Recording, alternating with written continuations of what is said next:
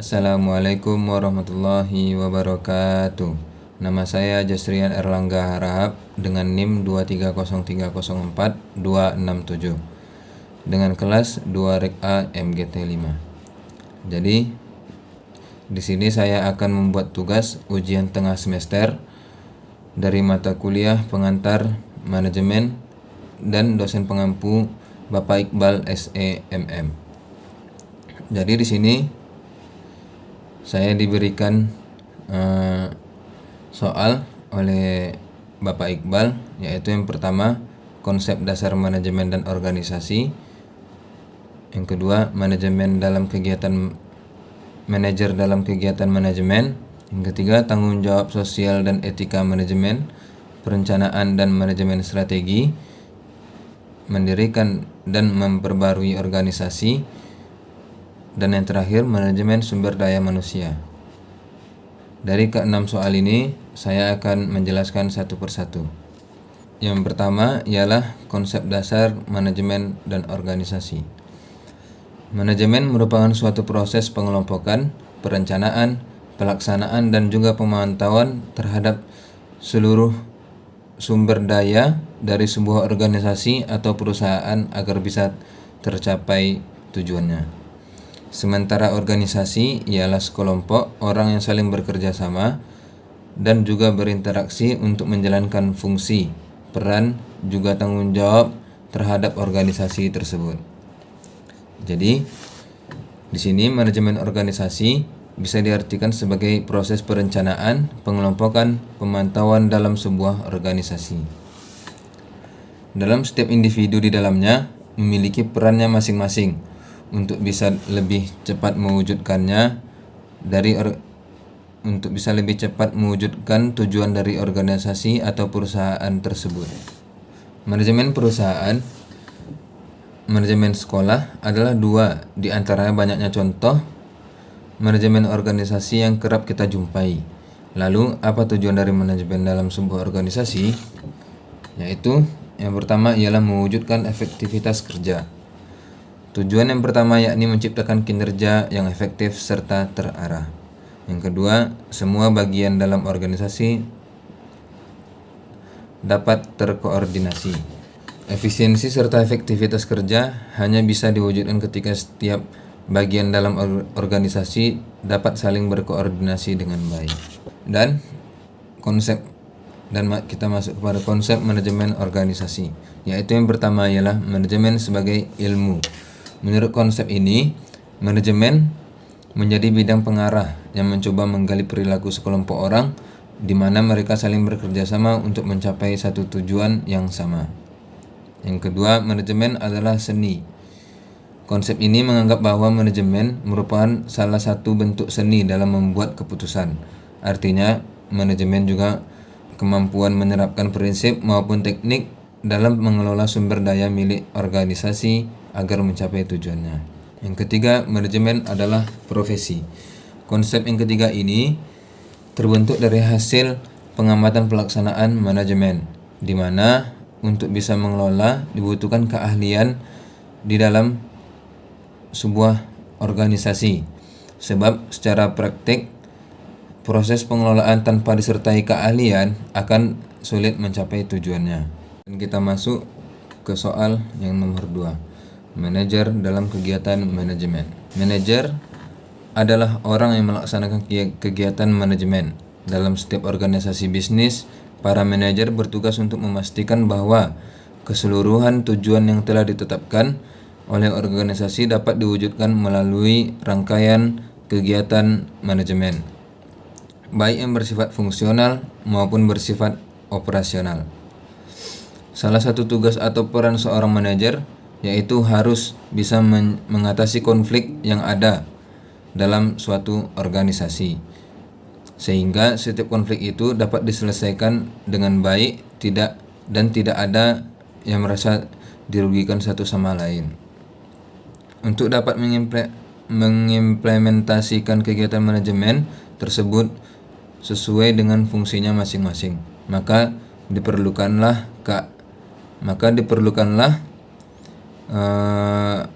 keahlian manajemen dan kompetensi khusus yang diperlukan oleh setiap orang yang terlibat dalam kegiatan organisasi. Baik, selanjutnya kita masuk ke soal yang nomor 3, yaitu tanggung jawab sosial dan etika manajemen. Definisi tanggung jawab sosial ialah usaha suatu bisnis menyeimbangkan komitmennya terhadap kelompok dan individu dalam lingkungannya yang meliputi konsumen, bisnis lain, karyawan, investor, dan komunikasi lokal. Adapun manfaat dari tanggung jawab sosial dan etika manajemen ialah yang pertama, manfaat bagi perusahaan. Munculnya citra positif dari masyarakat akan kehadiran perusahaan di lingkungannya. Yang kedua, manfaat bagi masyarakat. Ada beberapa kepentingan masyarakat yang diperhatikan oleh perusahaan. Masyarakat juga akan mendapatkan pandangan baru mengenai hubungan perusahaan dan masyarakat yang barangkali selama ini hanya sekedar dipahami sebagai hubungan produsen dan konsumen. Yang ketiga, manfaat bagi pemerintah. Sebagai penetapan aturan main dalam hubungan masyarakat dengan dunia bisnis dan memberikan sanksi bagi pihak yang melanggarnya. Adapun bidang tanggung jawab sosial, tanggung jawab terhadap lingkungan, yaitu polusi udara, polusi air, polusi tanah, pembangunan limbah beracun, dan daur ulang. Yang kedua, tanggung jawab terhadap pelanggan, hak konsumen, penetapan harga yang tidak wajar, etika dalam periklanan. Yang ketiga, tanggung jawab terhadap karyawan, komitmen hukum dan sosial, komitmen etis. Yang keempat, tanggung jawab terhadap penanam modal, manajemen finansial yang tidak wajar, cek kosong, insider trading, penyimpangan laporan keuangan. Dan adapun pengelolaan tanggung jawab sosial dari perusahaan, strategi reaktif, cenderung menolak atau menghindarkan diri dari tanggung jawab sosial. Yang kedua, strategi defensif dilakukan oleh perusahaan terkait dengan penggunaan pendekatan legal atau jalur hukum untuk menghindarkan diri atau menolak tanggung jawab sosial. Strategi akomodatif. Perusahaan memberikan tanggung jawab sosial bukan karena menyadari perlunya tanggung jawab sosial, namun dikarenakan adanya tuntunan dari masyarakat dan lingkungan sekitar akan hal tersebut. Yang keempat, strategi proaktif. Perusahaan memandang bahwa tanggung jawab sosial adalah bagian dari tanggung jawab untuk memuaskan stakeholders. Baik, selanjutnya kita masuk ke soal berikutnya, yaitu perencanaan dan manajemen strategis. Perencanaan dan manajemen strategis ialah dua hal yang berbeda, yaitu kita akan membahas yang pertama ialah perencanaan. Perencanaan strategis adalah proses menentukan visi, sasaran, dan sasaran jangka panjang bagi bisnis kita dan bagaimana kita akan mencapainya.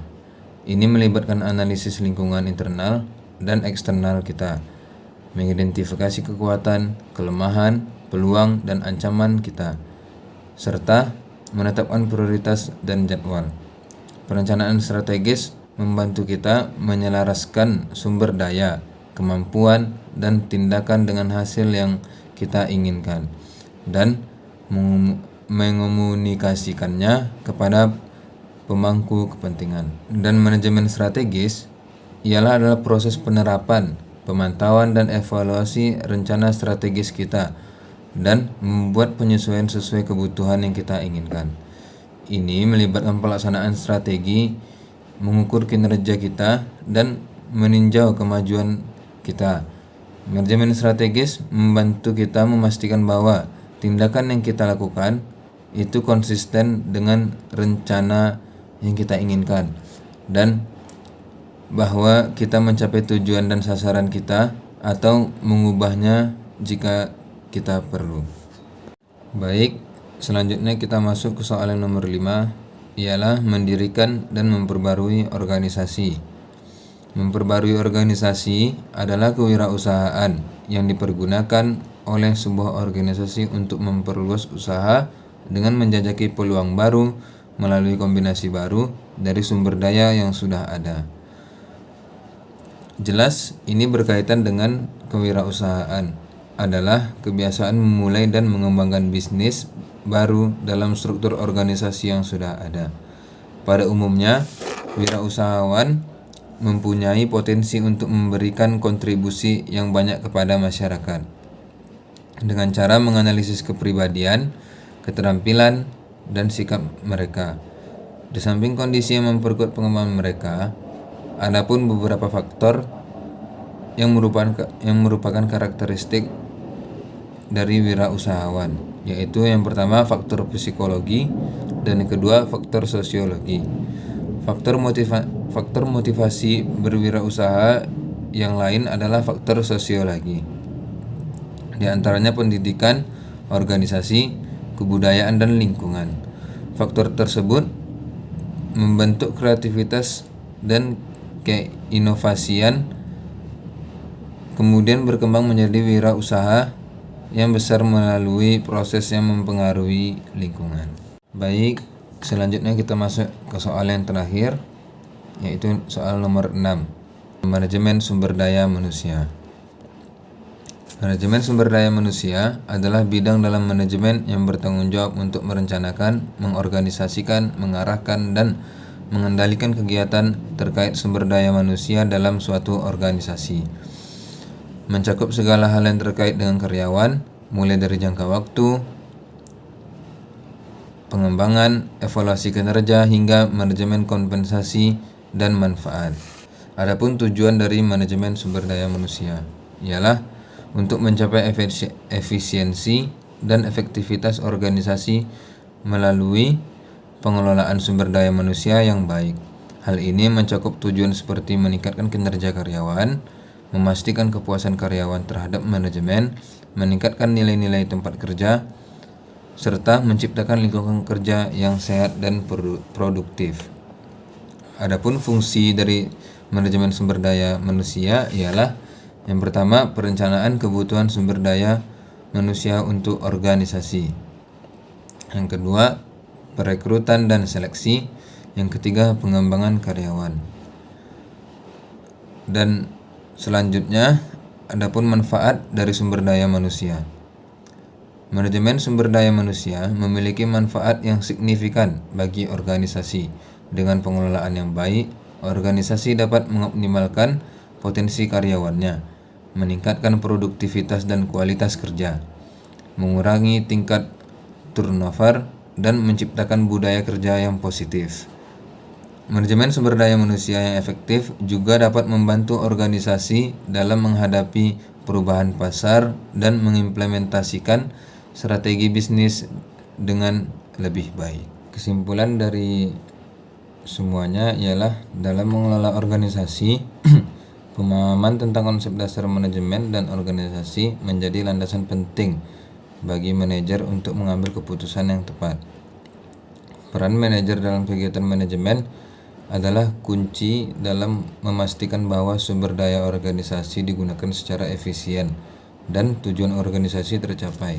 Namun, dalam melakukan tugasnya, manajemen juga harus memperhatikan tanggung jawab sosial dan etika, serta mempertimbangkan dampak sosial dan lingkungan dari keputusan yang diambil.